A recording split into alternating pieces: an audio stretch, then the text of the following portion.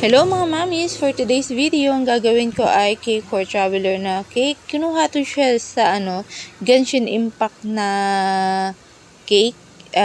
Basta sa Genshin Impact doon kinuha to. Kaya yung inspo nito, picture lang siya, hindi talaga siya yung sa cake mismo. Kaya slightly medyo nahirapan ako maghabol ng kulay nito. Tapos ayan na nga, very light lang yung color niya dito sa babang portion. Parang siyang bluish purple. Tapos ayan na nga, yung sample kasi nito, mababa lang yung cake, kaya dark ka agad yung nailagay ko.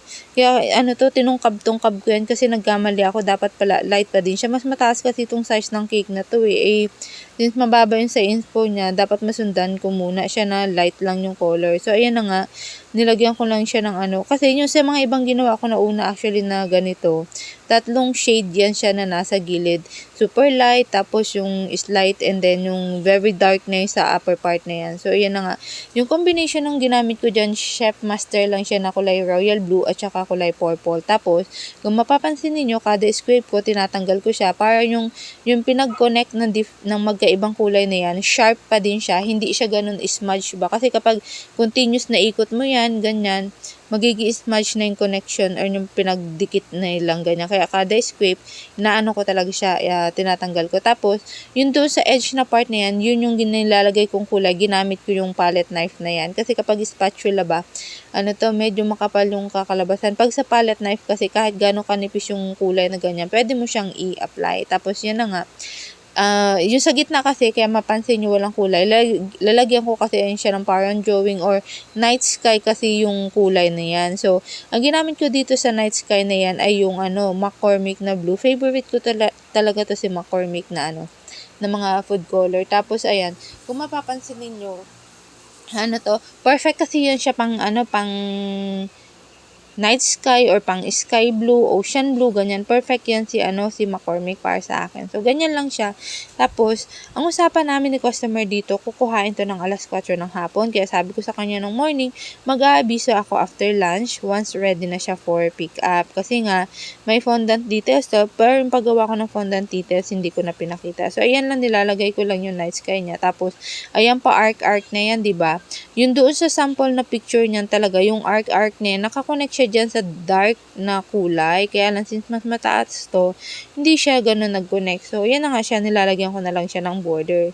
Tapos, ayan, yung sa border na yan sa taas, petal tip lang yan yung ginamit ko. Tapos, yung sa sample inspo kasi yan, mas dark yung kulay, kaya nagdagdag ako ng kulay black for that one. So, tinikman ko itong icing na to. So far, hindi siya ganun mapait. It's just that, talaga nag-stain siya sa bibig, para kang, ewan ko kung anong ganun.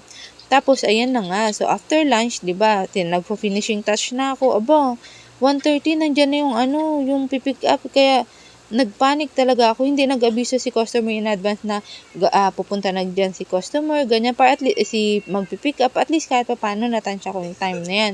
So, slightly nasa panic mode na talaga ako, kaya medyo nanginginig-ginig na yung kamay ko dyan. Kaya nga dapat ganyan, nag-reconfirm talaga akong what time yung pick up para matansya ko yung finishing touch, lalo na may fondant details yan.